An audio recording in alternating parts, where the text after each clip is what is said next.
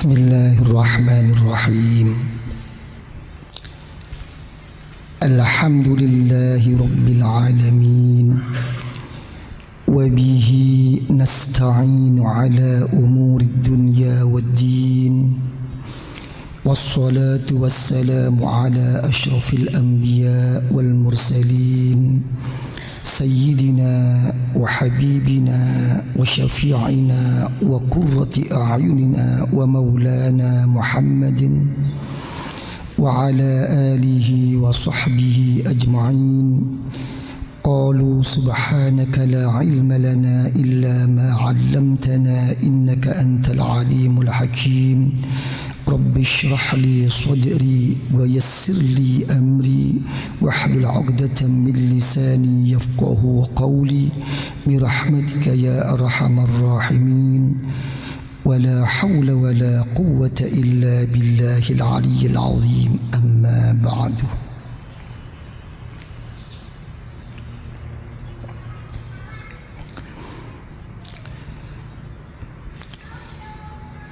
Di dalam Al-Quranul Karim, Allah Subhanahu wa Ta'ala telah berfirman, "Wa ma khalaqtul jinna wal insa illa liya'budun."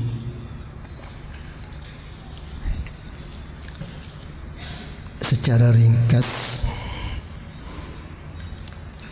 tidak ada lain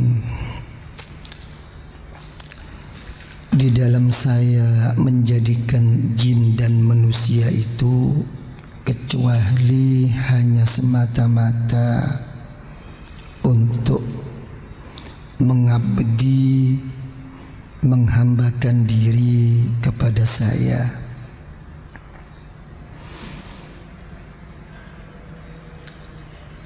Setengah daripada tafsir mengatakan agar ma'rifah, mengerti, menyadari tentang siapa hakikat atau jati dirinya dan siapa yang sebenarnya Allah Subhanahu wa Ta'ala sebagai Tuhannya. Kalau sudah beribadah, Allah Ta'ala berfirman lagi, "Wa ma umiru illa liya'budullaha mukhlishina lahuddin hunafa."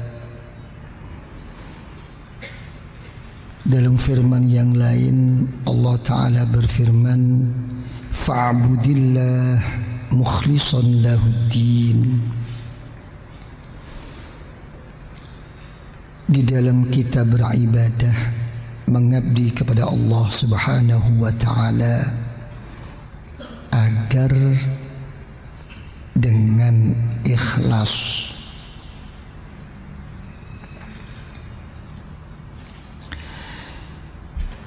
Berkenaan dengan ikhlas, dalam satu hadis riwayat Imam Bukhari wa Muslim dari sahabat Umar ibn al-Khattab radhiyallahu an, Rasulullah sallallahu alaihi wa alihi wa sahbihi wasallam bersabda, "Innamal a'malu binniyah." Ya. Sesungguhnya, terangkumnya, ya, bisa dirangkum di sisi Allah Subhanahu wa Ta'ala setiap amal itu dengan niatnya. Wa fi riwayatin, ya, di dalam riwayat yang lain dikatakan bin niyat, ya, dengan kata jamak, suatu amal itu juga akan mengikut terangkum di sisi Allah dengan berapa niat yang dikehendakinya.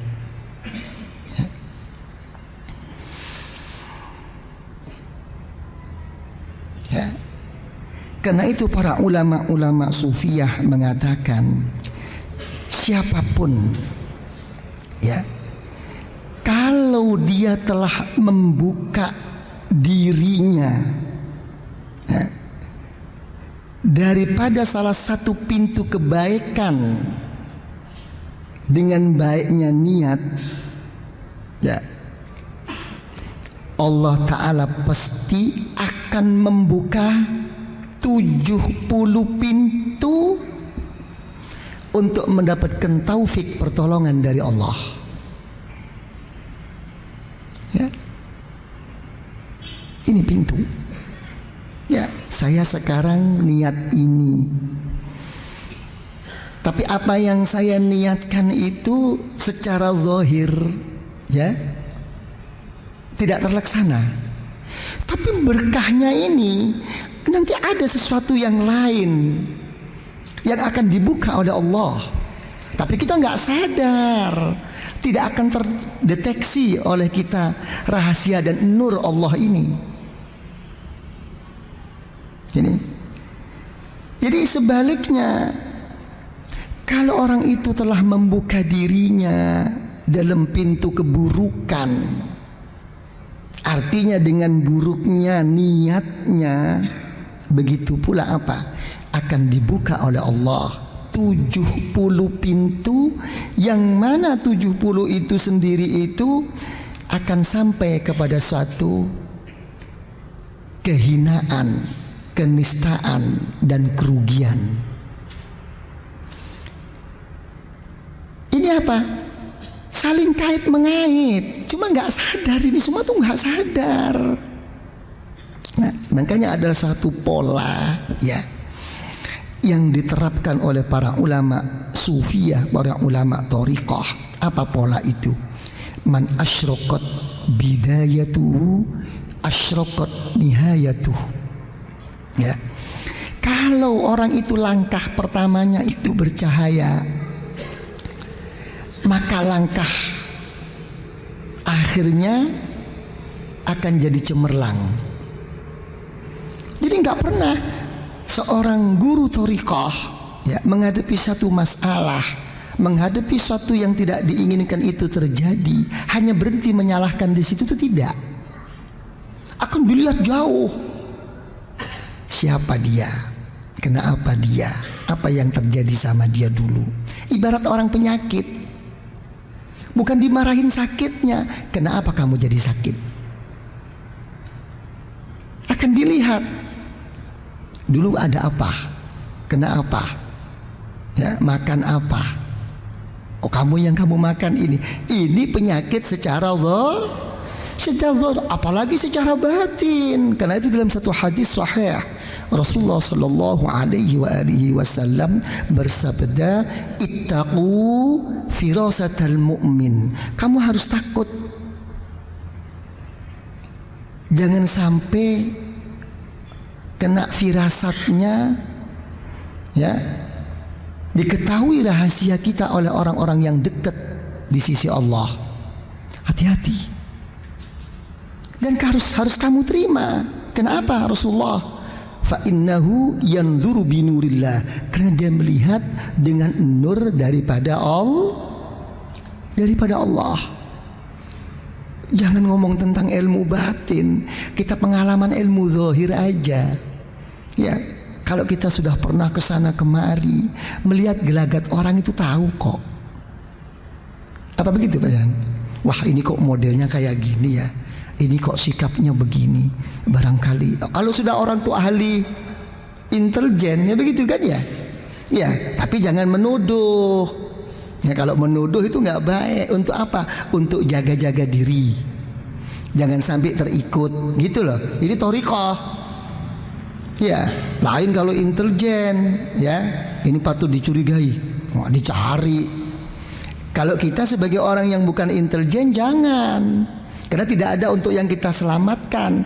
Tapi yang kita selamatkan adalah diri kita. Karena itu jangan suudzon.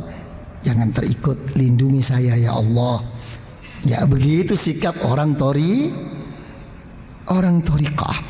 Jadi ya, melihat ini semua ya, jadi seorang hamba Allah ya,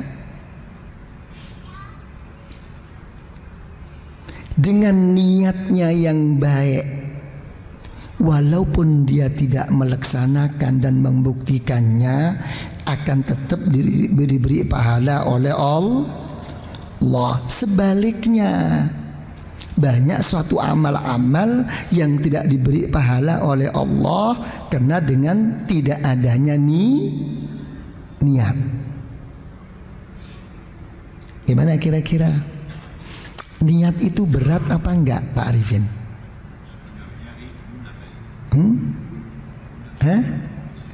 Berat mana niat sama pegang tasbih? Berat mana niat dengan megang kacang? Beratan megang beratan megang kacang. Niat itu nggak berat. Niat itu cuman menyangkut paut kepada apa? Seberapa ya ingat kita. Gitu aja. Jadi sebetulnya kalau melihat ini ya, pintu pertama taufik pertolongan dari Allah adalah dibukanya hati kita bisa memapankan suatu niat. Ya. Dalam suatu niat, di dalam Masnad Al-Imam Abu Ya'la radhiyallahu an, Rasulullah sallallahu alaihi wa alihi wasallam menerangkan suatu hadis qudsi ya. Satu tempo yaqulullahu ta'ala lil hafadhah yaumal qiyamah uktubu li 'abdi kadza wa kadza.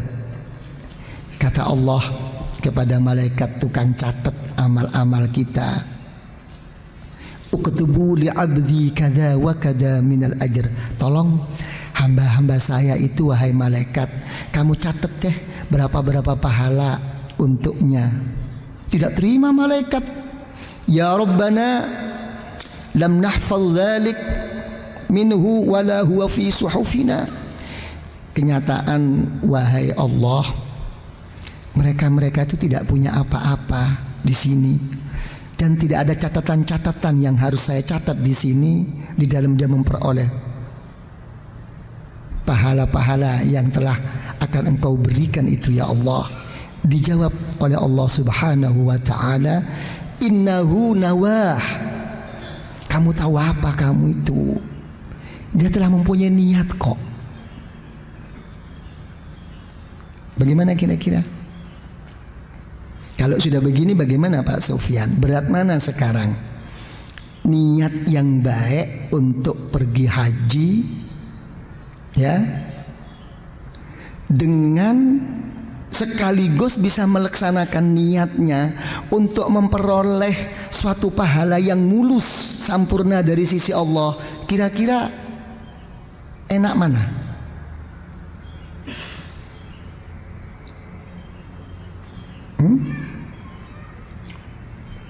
Mudah mana? Mudah niat.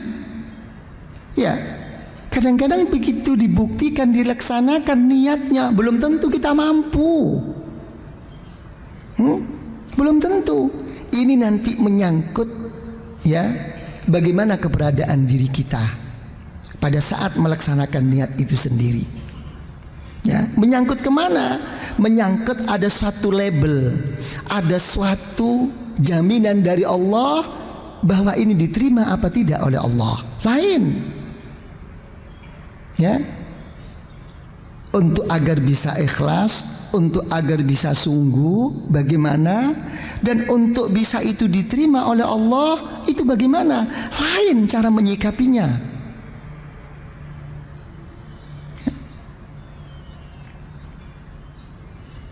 Jadi gimana?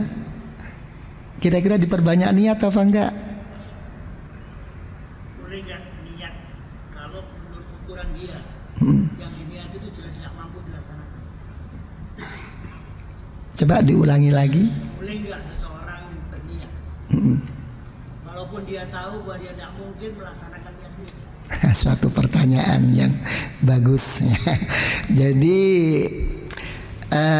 pertanyaan si Pak Sufyan ini begini, boleh enggak orang itu mempunyai suatu niat untuk melaksanakan sesuatu, tapi kenyataannya niat yang diinginkan itu dirinya tidak mampu? Boleh apa tidak? Niat itu tidak menunggu dia mampu atau tidak mampu. Ya. Karena di dalam kita menggunakan suatu niat pada sesuatu yang ketidakmampuan itu berarti beriringan apa? Dengan penuh harap rahmat Allah. Saya tidak punya uang. Saya tidak punya apa sesuatu untuk pergi haji, tapi saya mohon sama Allah, ya Allah, dengan besarnya rahmatmu ya Allah, begitu ya, dengan kasih sayangmu ya Allah, kalau engkau beri rezeki yang melimpah ya Allah, aku akan pergi haji ya Allah. Begitu cara mendudukkannya. Paham? Jadi cara menduduk. Melaksanakan niat, itu lain lagi. Oke? Melaksanakan yang lain. Melaksanakan niat kalau mengikut hukum syariat harus bersamaan dengan apa yang akan dikerjakan. Itu lain. Sudah? Mau tanya?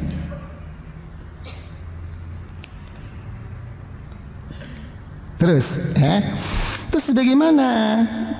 Ya, karena itu dikatakan para ulama-ulama sufiyah, rubba amalin saghirin ta'zimuhun niyah wa rubba amalin kabirin tusghiruhun niyah. Tidak kurangan suatu amal ya yang sebetulnya itu nilai lahiriah itu kecil, tapi akan jadi besar karena niatnya. Ya. Begitu pula tidak kurangan amal yang begitu besar tapi jadi mengecil karena niatnya.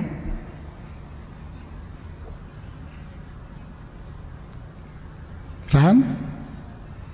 Ya, nggak perlu dicontohkan. Hah?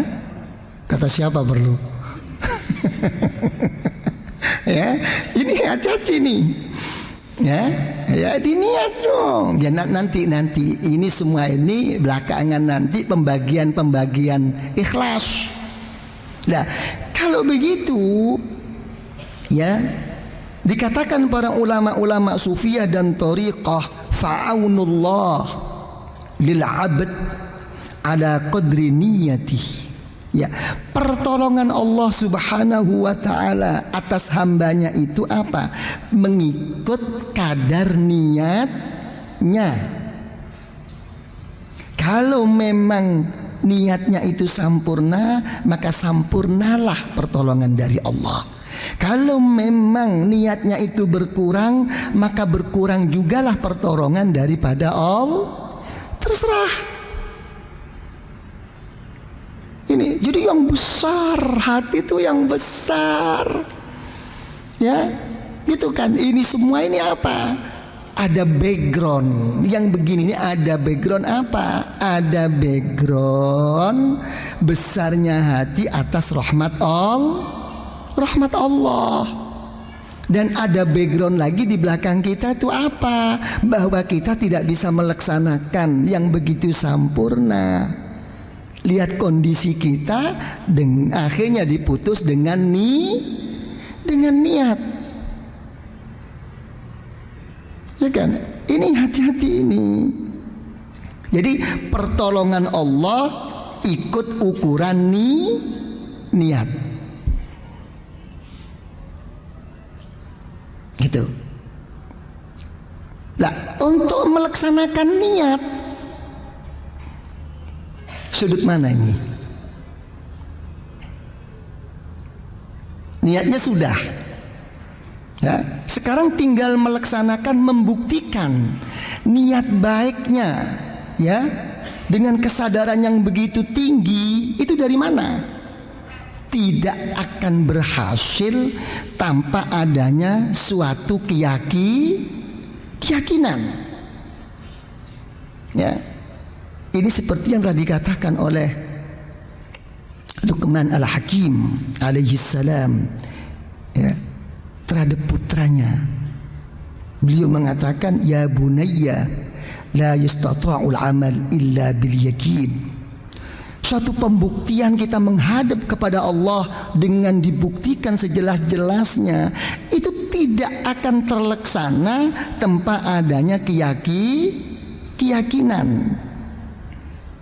Jadi kalau begitu bagaimana? Wala ya'mal illa biqadri yakini. Orang-orang itu tidak akan melakukan sesuatu kecuali mengikut ukuran keyakinannya.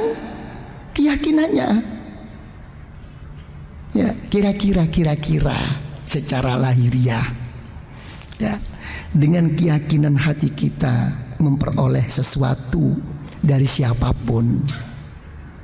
Kira-kira kita makin semangat apa enggak? Makin menggebu-gebu apa enggak? Di sini ukurannya. Ya. Jadi kalau Anda tidak bisa membuktikan suatu kebaikan, ya, itu berarti Anda kurang keyakinannya. Gitu loh. Malah bisa-bisa ini makin melorot, turun menurun. Ya. Maka makin kurang yakinannya. Na'udzubillah. Lebih-lebih kalau di dalam menurunnya suatu pembuktian keyakinan berbentuk amalia itu sendiri, sampai dia menipu dirinya dengan alasan-alasan macam-macam, yang sebetulnya alasan itu dengan ukuran orang pikiran sehat nggak perlu diutarakan. Kenapa kamu tidak beribadah? Kenapa kamu tidak berzikir? Kenapa kamu tidak kumpul-kumpul? Kenapa kamu tidak datang? Enggak, ini masalahnya. Hati-hati. Seorang dokter atau seorang guru thariqah itu tahu, begitu itu tahu sebetulnya itu. Ya. Kenapa masalahnya itu? Ya. Ya memang pembawaan diri manusia kan begitu kan. Kalau diajak suatu perbuatan baik, ya, terus sampai menanyakan tentang keberadaan dirinya, akan menjawab jangan datang kok. Kan begitu Pak Sufyan. Mau berangkat iya pagi ini ya. Kok pinggang saya? Jawab pinggang ini. Iya sakit. Memang dicari. Sebetulnya waktu jalan nggak ada apa-apa. Ayo sekarang pergi kemana? Pergi ke mall. Ayo berangkat. Memang nggak terpikirkan. Tapi begitu diajak berzikir untuk mengaji seperti ini, dipusatkan pikiran dan hatinya untuk meneliti tentang keberadaan dirinya. Gimana pinggang saya? Bagaimana tangan saya? Ya akan menjawab agak kaku memang. Ya iya memang sehari jalan kok. Ini hati-hati begini ini. Jangan membuat satu uzur, alasan. Ya. Karena itu dalam satu hadis sahih, ya, Rasulullah sallallahu alaihi wasallam menyabdakan Allah Ta'ala itu senang kok. Innallah wala khash habba minal uzr minallah, katanya. Tidak ada kok orang siapapun yang lebih menyukai, menyintai, menyenangi suatu uzur-uzur seseorang itu kecuali Allah. Itu nggak ada. Menerima Allah Ta'ala kalau memang Anda betul-betul uzur. Tapi hati-hati jangan mempermainkan. Ini ancamannya tuh di situ. Jadi kalau sudah begini, ya, jadi jelas, ya, ukuran kita semua ini bisa membuktikan seperti ini. Ini apa? Adalah keyakinan. Ini sudah nggak bisa diilmukan lagi, nggak bisa.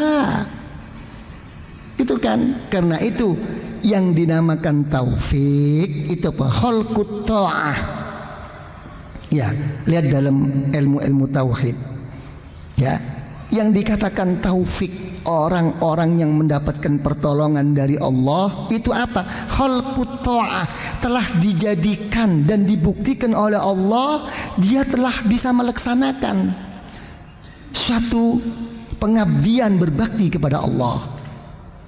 Jadi walaupun ilmunya banyak, rencananya banyak, tujuannya banyak, selagi belum bisa dibuktikan, itu sama dengan orang belum mendapatkan taufik wal hidayah.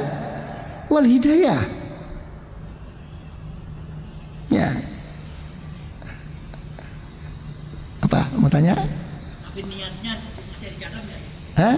Orang yang demikian itu niatnya masih dicatat Allah. Wah, ini rupanya ngejar niat terus. Begitu bagus ini ya. Yang dicari pahala terus. Betul memang. Apa artinya sebuah pahala?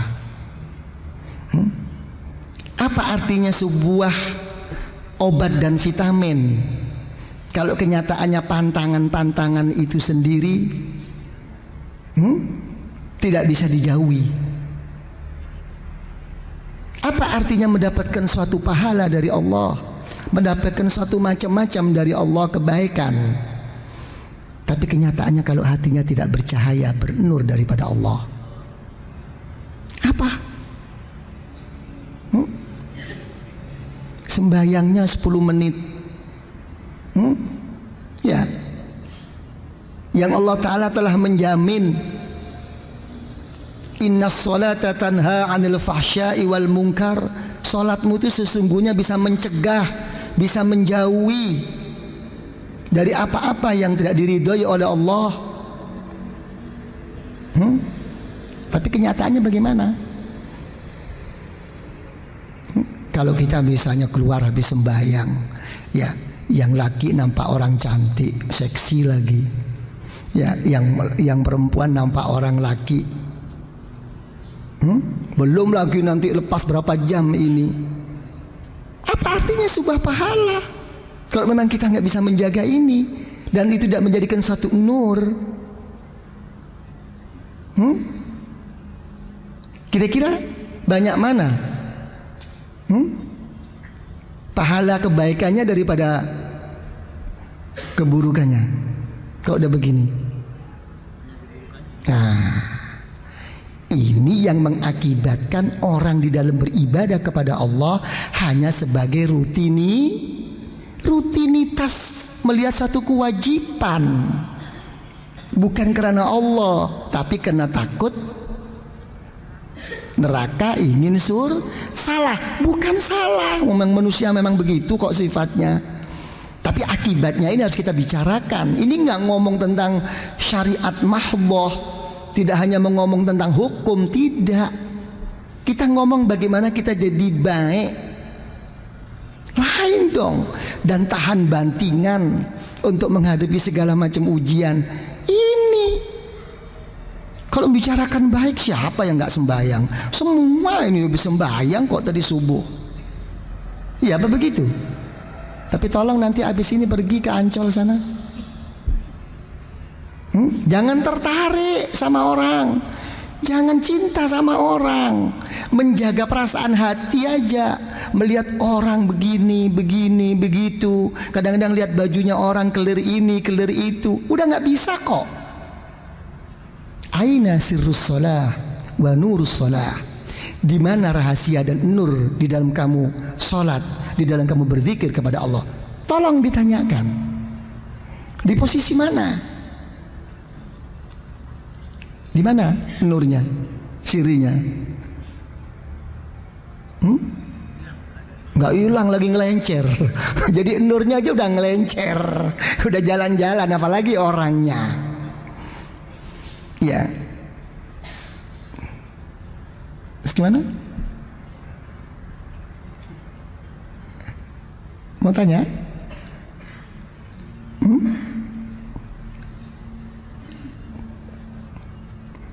Ini semua apa? Menunjukkan tentang kebesaran dan kehebatan niat. Ya, kenapa kok begini? Ya, karena niat itu ya merupakan amalun qalbiyun salimun min tatarruki nahwir riya. Ya, suatu amal ya yang mana amal itu menyangkut di dalam hati.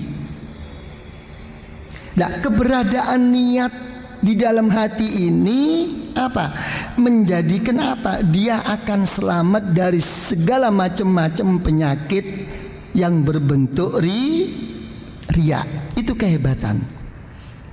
Pembuktiannya boleh riya, boleh tidak tahan, tapi tentang niat tetap utuh.